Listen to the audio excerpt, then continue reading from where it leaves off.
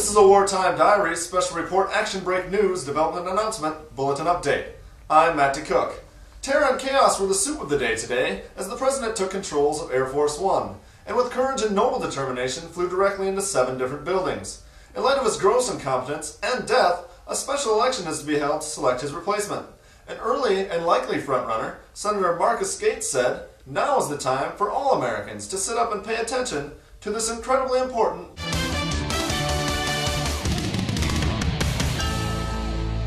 This is a Wartime Diaries special report action break news development announcement bulletin update.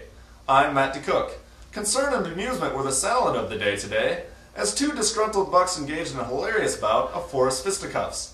This video, sent in by a local resident, Jen Flankman, shows the 2 ornery ungulates duking it out behind her home, and was quoted as saying, "They must have been mad, or something." Fortunately, the 2 battling Bambis soon settled down and were promptly caught and killed by local wildlife authorities. For the Wartime Diaries, I'm Matt DeCook. We now return you to your regularly scheduled program, Already in Progress. We now return to Already in Progress. I just don't think leaks are that interesting. No, but they could be!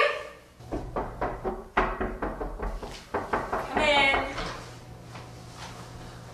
Jeez, Doug. Don't you ever knock? Guys, I just got a VHS tape of the 100 greatest hockey fights. This shit is going to blow your dog. What did you just say? That's right, the 100 greatest hockey fights. No, before that. Don't you ever knock? The other before that. VHS tape. No, Doug, did you say that you were going to blow our dog? No? No!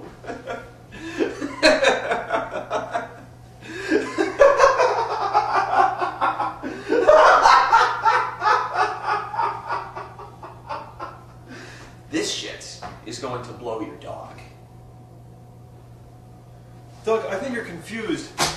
Do you mean you're going to blow my mind? Dude, I'm not gay. Hello, hockey fights? I think you should go. Wait, I live here. Not you, Doug. I think Doug should go. Doug, Barbara and I need some us time. And, you should come back. And you start making sense. But hockey fights! Hockey fights! For real, yeah, see you later. That was weird. That was weird.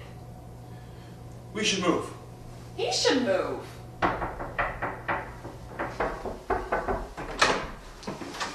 What is it now, Doug? Is your dog home?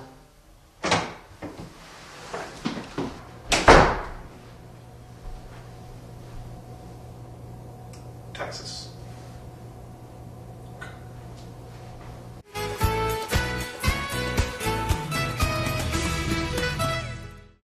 Travelers from another dimension need some aid. Trapped in a world we never made. Men without a country. City of lost children. Thank you.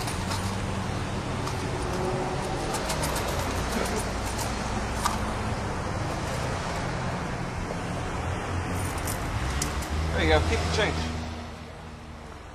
This thing we found? It's like a doorway or a key. It's like a doorway or a key. It's like a doorway or a key. I think if we figure out a way to activate it, I think if we figure out a way to activate it, we might be able to find a way to get home. You might be able to find a way to get home. You might be able to find a way to get home. It is vitally important for your future survival that you deactivate that bird. Look, what's your problem, man? I mean, this place isn't perfect, but it's worth saving. We could have used that money. I did.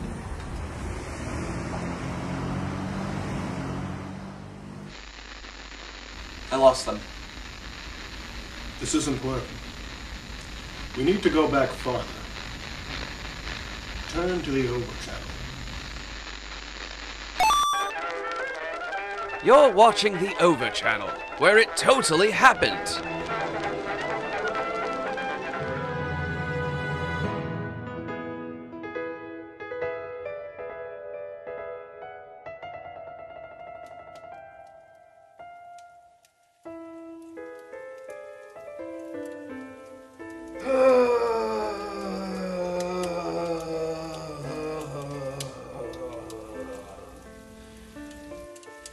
Taxes, tariffs, Tories.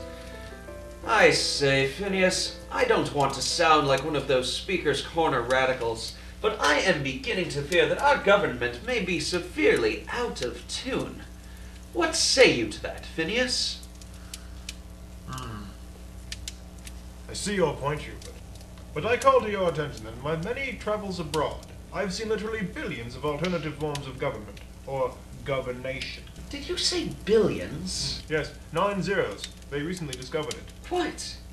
But as I was saying, I have never, in all my years and days, seen a government that functions better than our majestic royal governance, under Her Majesty's watchful eye, ordained by God, sanctioned by the Pope, sealed in blood throughout the centuries. Indeed, Phineas, but what I am proposing is that in this, an age of reason, enlightened men such as you or I might prosper without any government at all. So, not a monarchy then, or an oligarchy, or theocracy, or aristocracy, or even a democracy, but rather an without any of those things preceding it. Indeed, the precise absence of such things, a sort of anarchy. Anarchy. Picture it, Phineas. An entire society of honest men left to their own pursuits and devices.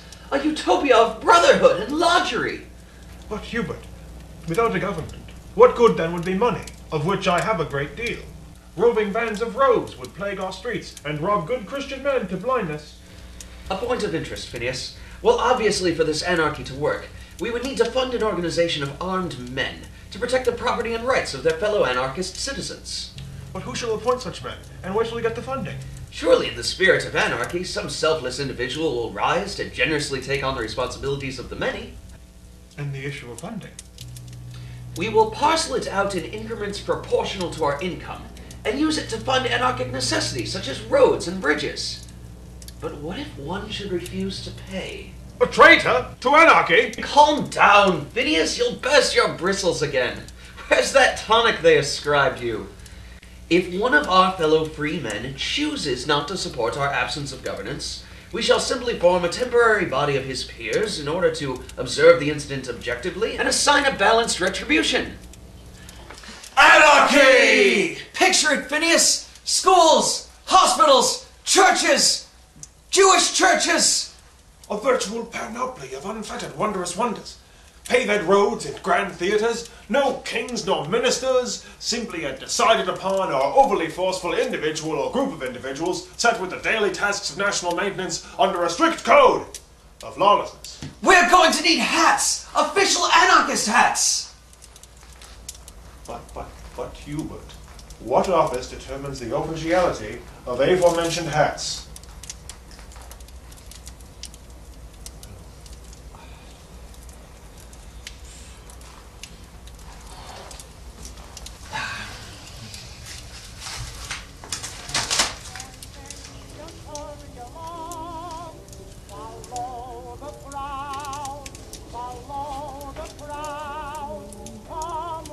Still a good idea, though. Harumph!